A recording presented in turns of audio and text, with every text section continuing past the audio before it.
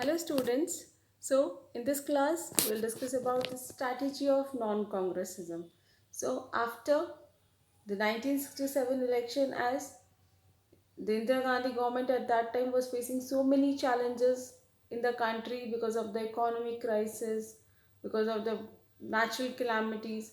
So opposition party thought this is the right time to topple the Congress government, and for this they gave the strategy of non Congressism. इसमें India की जितनी भी opposition parties थी, चाहे communist party हो, socialist party हो, चाहे Jansangh political party हो, सब मिलकर के उन्होंने मिलकर एक कोलिएशन बनाया and that coalition was led by Ram Manohar Lohia.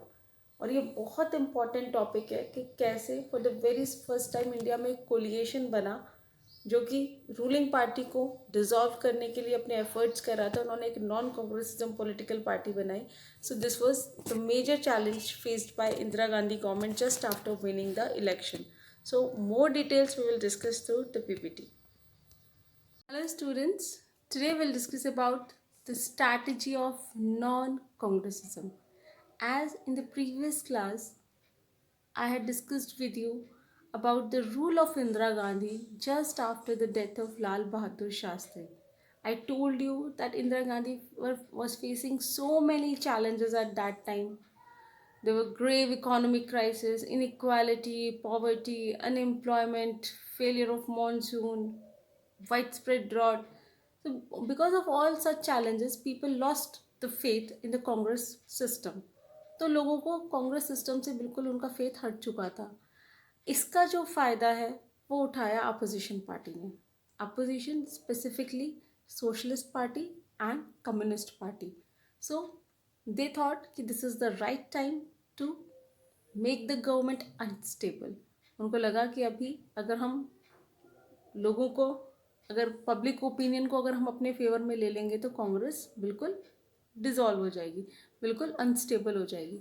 So this was the reason they adopted the policy of non Congressism. This is a important question. So in this the opposition parties it means कोई एक party नहीं थी. जितने भी opposition में अलग अलग जो दूसरी पार्टी थी सब एक साथ मिल गई. सब ने एक साथ मिलकर एक नया फ्रंट बना लिया against the government, and they all together organized public protests. They tried to pressurize the government. There were bunds, hartals were going on at that time in the country. तो जगह जगह मूवमेंट्स और प्रोटेस्ट जो opposition party है वो initiate कर रही थी.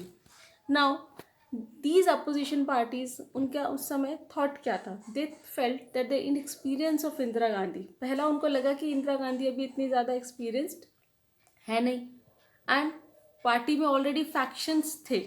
नेहरू टाइम्स में वो फैक्शंस थे, लेकिन नेहरू में तो वो एबिलिटी थी कि फैक्शंस को कैसे पैसिफाई करना है.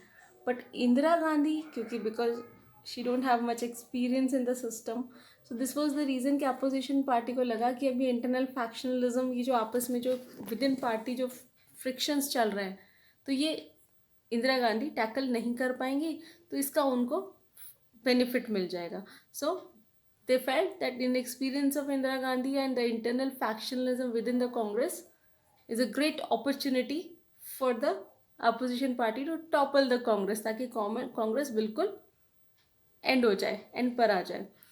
Now the socialist leader Ram Manohar Lohia gave the strategy of non-congressism. Important one marker question. Who gave the strategy of non-congressism? अब ये जो पूरा जो ये अपोजिशन पार्टीज को यूनाइट करना और गवर्नमेंट को टॉपल करने का जो ये पूरा एफर्ट था, तो इसको लेड किसने किया? It was led by Ram Manohar Lohia. He belong to the socialist party and he gave the strategy of non-congressism. So 1967 election में मेजर जो अपोजिशन लीडर थे that was Ram Manohar Lohia. Now class, Ram Manohar Lohia, he was the believer of socialism. He was against English language, against the capitalist rule.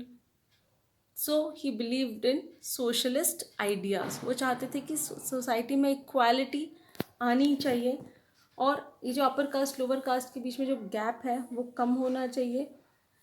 So this was the reason that he was against the Congress system he thought कि कांग्रेस में जो lower caste groups हैं, Dalits हैं, उनके लिए बहुत ज़्यादा काम नहीं हो रहा. So he gave the policy of democratic socialism, and the two objective of his policy was the economic objective in the form of food and housing, and the non-economic objective in the form of democracy and freedom. वो चाहते थे कि सबको freedom मिले. So even जो lower caste groups हैं वो भी जितने भी बेनिफिट्स हैं, प्रिविलेजेस हैं, उनको एंजॉय कर सकें. सबकी जो हाउसिंग नीड्स हैं, फूड की जो नीड्स हैं, वो सबको गवर्नमेंट को फुलफिल करानी चाहिए. गवर्नमेंट मस्ट इंश्योर कि इंडिया में हर एक मास को बेसिक नीड्स प्रॉपर मिल सकें. सो ही ऑल्सो एडवोकेट अ चौबुर्जा राजनीति. इट मीन्स कि 4 पिलर्स ऑफ पॉलिटिक्स को उन्होंने सपोर्ट किया कि central government, regional government, district government and village. जो आज हमारे यहाँ डिसेंट्रलाइजेशन है, उस समय नहीं था. इंदिरा गांधी टाइम्स में there were only division of power between centre and state. तो वो चाहते थे कि डिस्ट्रिक्ट और विलेज लेवल पर भी डिवीजन हो. ये हुआ इंडिया में 1992 में. आपने 10th क्लास में पढ़ा था, 1992 में ऐसा हुआ. जो उस समय राम मनोहर लोहिया चाहते थे कि उसी समय ये 4 टियर जो डिस्ट्रीब्यूशन ऑफ पावर है वो होना चाहिए. तो उस समय सिर्फ सेंटर स्टेट डिवीजन था, तो लोकल लेवल को पावर्स नहीं थी. तो Ram Manohar Lohia advocated to give powers to the local self-government. Now, he also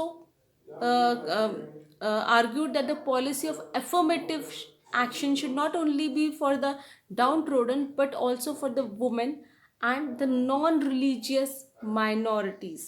तो उन्होंने कहा कि सिर्फ जो डाउनट्रोडन सेक्शन है, लोअर कास्ट ग्रुप से, सिर्फ उनको ही नहीं, वुमेन और नॉन रिलीजियस माइनॉरिटी, उनको भी अफर्मेटिव एक्शन का बेनिफिट मिलना चाहिए. आपने पढ़ा था 11th क्लास में affirmative action. It means that जो सोसाइटी में जो ऐसे डिसएडवांटेज्ड ग्रुप्स हैं, उनके लिए कुछ स्पेशल मेजर्स लेने चाहिए ताकि उनका अपलिफ्टमेंट हो सके. That is affirmative action. तो उन्होंने कहा वुमेन और नॉन रिलीजियस माइनॉरिटीज़ को जो बेनिफिट नहीं मिल रहे वो मिलना चाहिए. As you know about the present circumstance, आज भी वुमेन रिप्रेजेंटेशन इंडिया में इतना नहीं है जितना होना चाहिए. तो ये बात उन्होंने बहुत पहले ही, राम मनोहर लोहिया ने ये चीज़ बहुत पहले ही एडवोकेट करी थी. सो this was the reason that he gave the policy of non-congressism against the government. So this is non-congressism. This is an important question. So please read that topic from the NCERT book also. In the next class, we will discuss about the 4th general election of 1967.